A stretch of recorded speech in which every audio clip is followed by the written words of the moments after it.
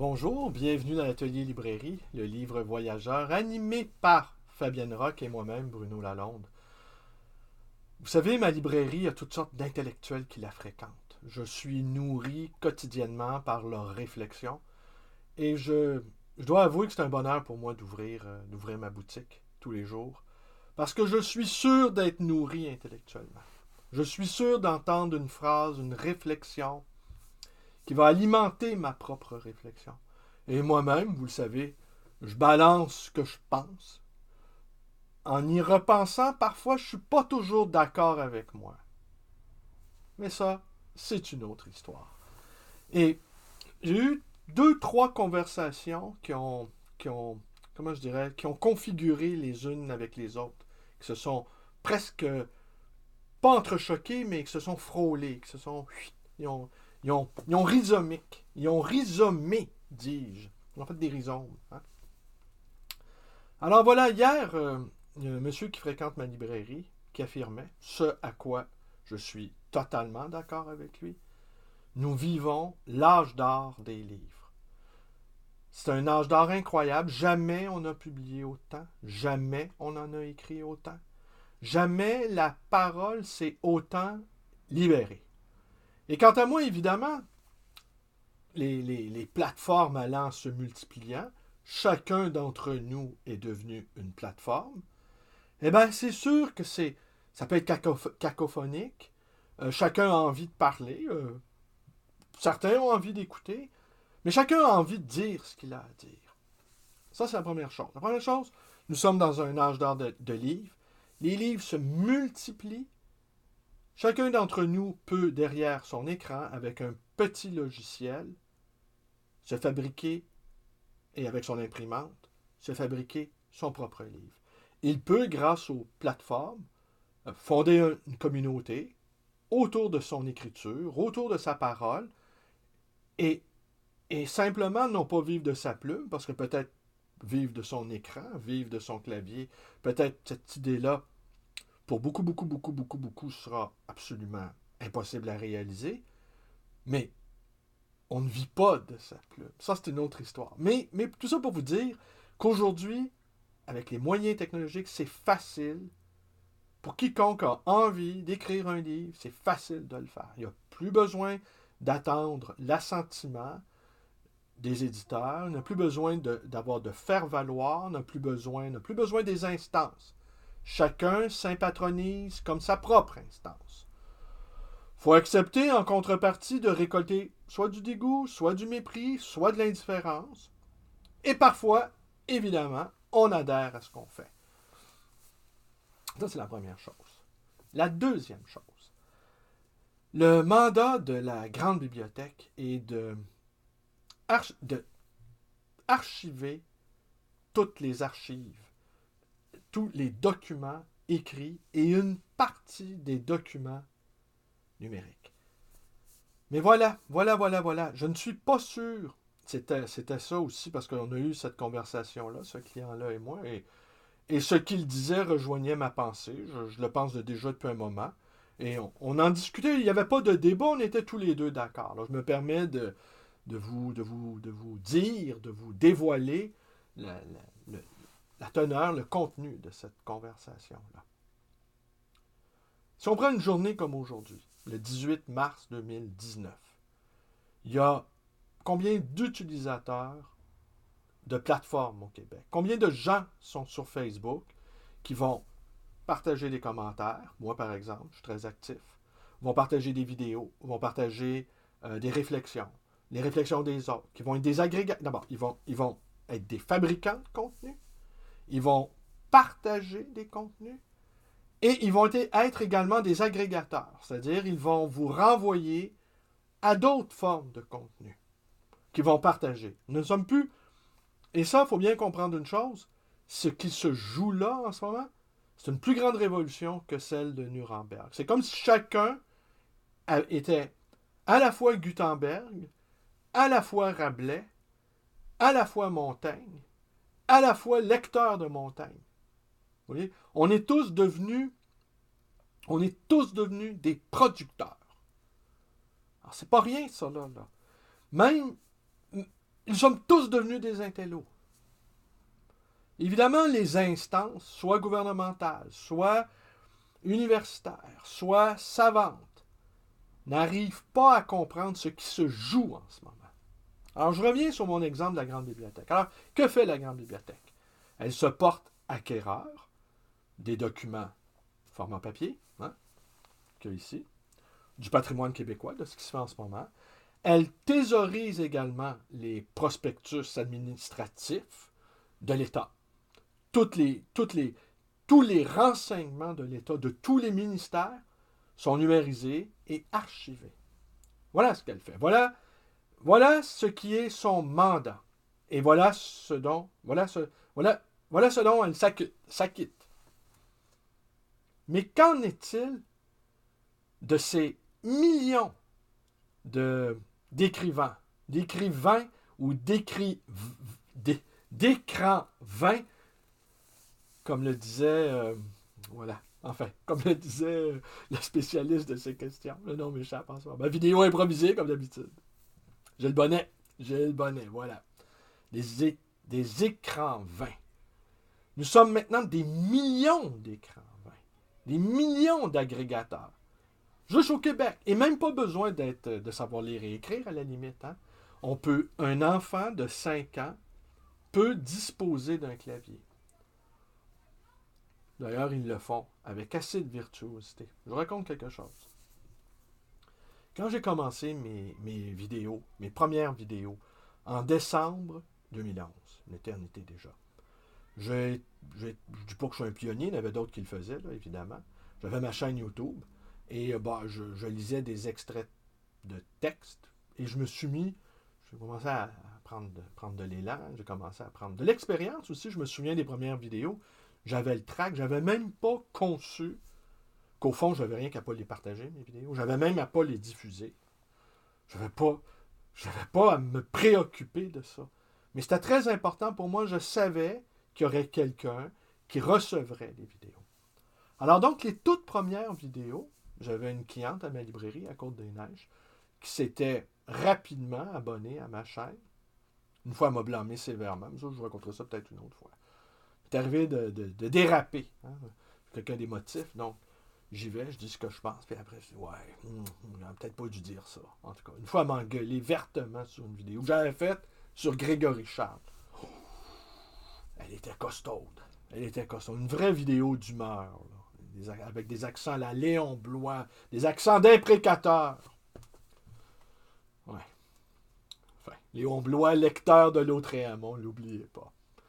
Alors, elle me faisait remarquer, les toutes premières vidéos, sur la colonne de droite, les algorithmes référençaient, et comme à ce moment-là, les algorithmes n'étaient pas encore YouTube je pense que YouTube avait peut-être 3 ans d'existence, leur système de métadonnées, de recueillement des données n'était pas tout à fait au point. Enfin, de toute façon, ils travaillent sans arrêt.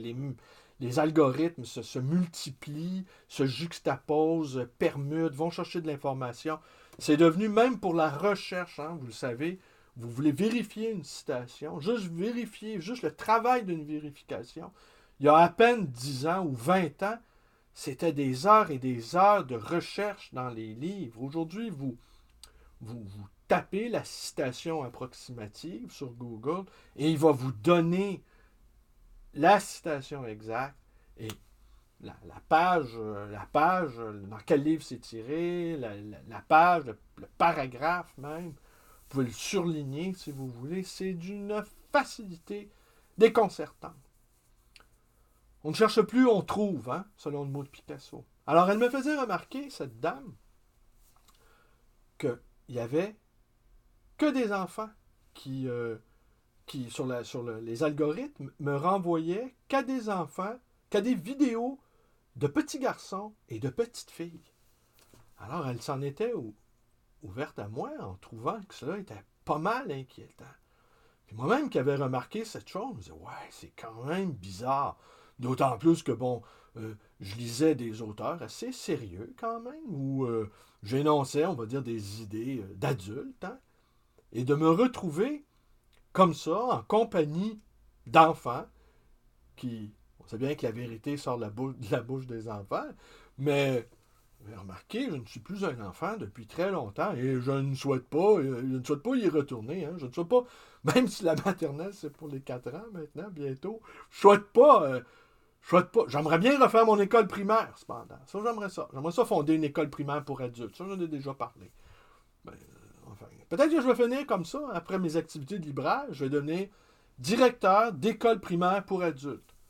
Avec aucun diplôme à la carte. Hein, on va être bien, on va être tranquille. On n'a plus rien à prouver quand on a 70 ans. Mais bon.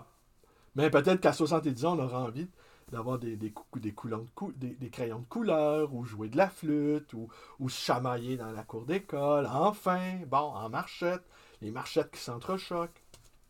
Alors, ça m'avait, pour en revenir à ces petits-enfants-là, ça m'avait...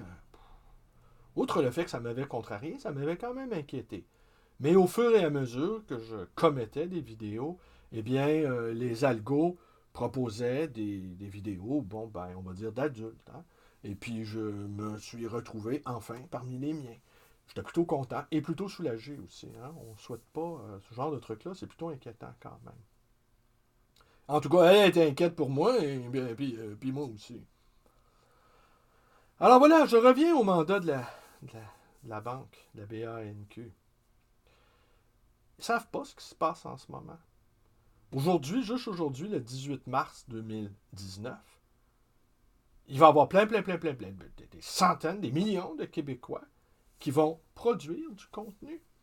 Et du contenu qui vont partager du contenu, soit le leur, soit celui des autres, où ils vont jouer le rôle d'agrégateur. Ils vont écrire, ils vont dire ce qu'ils pensent, parce que maintenant, tout le monde dit ce qu'il pense. Hein? Les intellos sont partout. Ça, c'est une autre donnée. Bien évidemment, il y a des hiérarchies, il y a des intellos à pointer, il y a des intellos universitaires, il y a des intellos organiques, il y a des intellos sans public. Mais ça, c'est quasiment impossible de ne plus avoir de public. Même se débarrasser du public va devenir une tâche quasi surhumaine. Quelqu'un qui déciderait qu'il n'a plus de public, je ne sais même pas comment il ferait. Hein? Public! Oubliez-nous!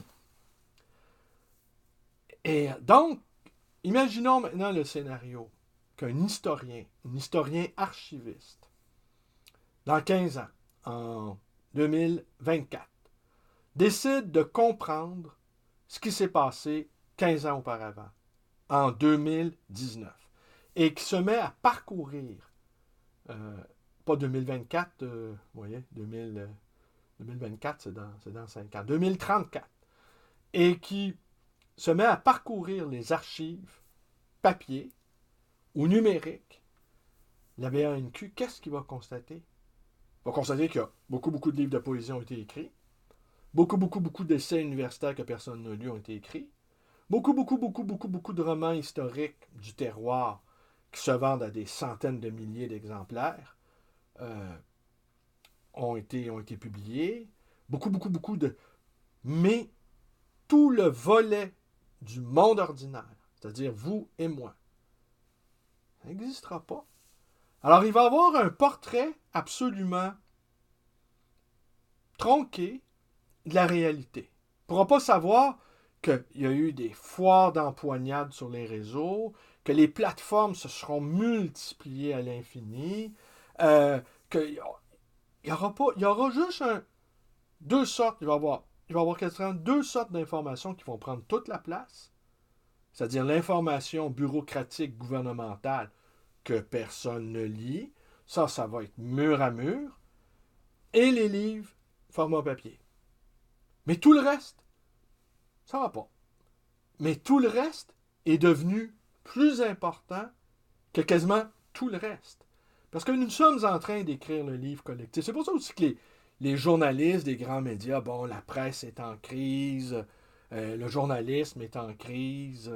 Évidemment, mais de toute façon, les journaux, en tout cas ceux du Québec, pour la grande majorité d'entre eux, ne sont que des journaux d'humeur, des chroniques d'humeur. Alors, la chronique d'humeur de X ou la chronique d'humeur d'Y vaut bien celle de votre humble serviteur, par exemple. Bon, la différence, elle est quand même assez majeure, cette différence-là. C'est que X va être payé, puis moi, je vais le faire pour la beauté de la chose. Mais ce que je fais, moi, des millions de gens le font.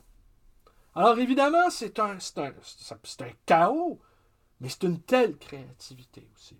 C'est incroyable. C'est pour ça que je reviens à mon affirmation de base, qu'on vit un âge d'or.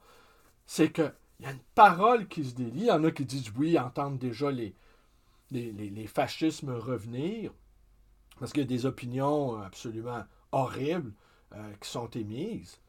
Mais les opinions émises, au fond, sont désamorcées. Ce qui est grave, c'est le silence. Ce qui est grave, c'est tout ce qui est rentré, c'est tout ce qui sort pas. Mais quand ça jaillit, quand ça s'exprime, ben évidemment, on ne peut pas dire n'importe quoi. Il y a des choses qui tombent sous le coup de la loi. Ben, peut-être que les policiers, eux, qui écoutent les vidéos, ne sont pas nombreux, hein, semble-t-il, à la surveillance, chargés de la surveillance sur les plateformes numériques, ne sont pas très nombreux. Et puis, il leur faut des plaintes en bonne et due forme. Mais ça, c'est l'autre affaire. C'est l'autre volet moins sympathique des réseaux, c'est que beaucoup sont devenus des délateurs. Hein? La délation reste toujours le meilleur moyen de se débarrasser d'un adversaire ou d'une opinion qui nous dérange, ou, comme on l'a vu au cours de la Deuxième Guerre mondiale, de s'acquérir des biens, hein, n'est-ce pas? De prendre un appartement qu'on convoite, une position qu'on convoite, tous ceux qui éprouvent du ressentiment. Le ressentiment est très, très, très fort. Évidemment, sur le plan personnel, être un être de ressentiment, c'est comme avoir le cancer. C'est vraiment atroce. Il faut se débarrasser de ça. Il ne faut pas avoir de ressentiment. Il faut les affects tristes, comme dit Spinoza, il faut les purger. Alors voilà où j'en suis. J'avais d'autres choses à vous dire, mais écoutez, je suis rendu à 17 minutes. Je pense que ça va être tout pour aujourd'hui. Mais cette question-là des archives, elle est fondamentale. Nous sommes devenus des archives vivantes. Nous en produisons en quantité inimaginable, tous tant que nous sommes, que ce soit des vidéos de chats, des recettes, des commentaires sur la situation politique en Syrie. On est tous devenus des intellos, on est tous devenus... On a un avis sur tout. Tout le monde a un avis sur tout, c'est incroyable. Les experts se multiplient. C'est pas grave, ça. En fait, ma question, c'était, est-ce que la BANQ est bien consciente qu'en ce moment, elle est en train, peut-être, de perdre pas juste le contrôle, mais elle est en train de ne pas voir qu'il y a un immense travail d'archivage qui doit être fait, peut-être en partenariat avec les grands vecteurs américains, n'est-ce pas, comme Google. Peut-être, je ne sais pas. Je sais qu'enfin, il y a eu, vous savez, Google a numérisé des documents. Bon, il y a eu, avec l'Union européenne, il y a finalement eu une entente, mais ça, c'est une autre histoire. C'est toutes des questions à réfléchir, mais assurément, tout est sur la table. Tout est sur la table et on doit penser autrement. Voilà, je vous reviens avec ça. Je vais vous parler de plusieurs choses cette semaine. J'ai plusieurs sujets en tête. Je vais vous parler de Laurence Ferlinghetti, qui a eu ou qui va avoir 100 ans. Là. Ouais, je vais vous parler de cet éditeur et poète beatnik qui a participé à la Révolution des années 60, des années 70. Et puis les années 80, c'est la contre-révolution, n'est-ce pas? La contre-révolution a eu... La contre-culture a eu lieu et la contre-révolution a également eu lieu. Alors, vous connaissez la suite, vous pouvez vous abonner à ma chaîne YouTube. Vous pouvez aller vous balader sur ma page Facebook. Je suis hyper actif. Je suis un producteur de contenu. Je suis un agrégateur également. Je donne mon avis. J'écris ce qui me passe par la tête. Avec une parfaite désinvolture. Et puis, je peux dormir tranquille. Je n'incite pas à la haine. Moi, au contraire, je suis un être d'amour qui partage tout. Marqué que j'ai que des livres, là, ou presque, mais quand même, c'est pas rien. Alors voilà. Alors donc, vous pouvez nous rendre visite à Fabienne Rock, rendre visite à Fabienne Rock et moi. Dans cet atelier librairie, le livre Voyageur, dans le quartier Villeray à Montréal. Magnifique quartier qu'on apprend à découvrir avec enthousiasme. Un quartier où il y a plein d'arbres, il y a plein de parcs. C'est bien agréable comme quartier. Allez, merci. 20 minutes et 2 secondes. Je mets fin à la vidéo.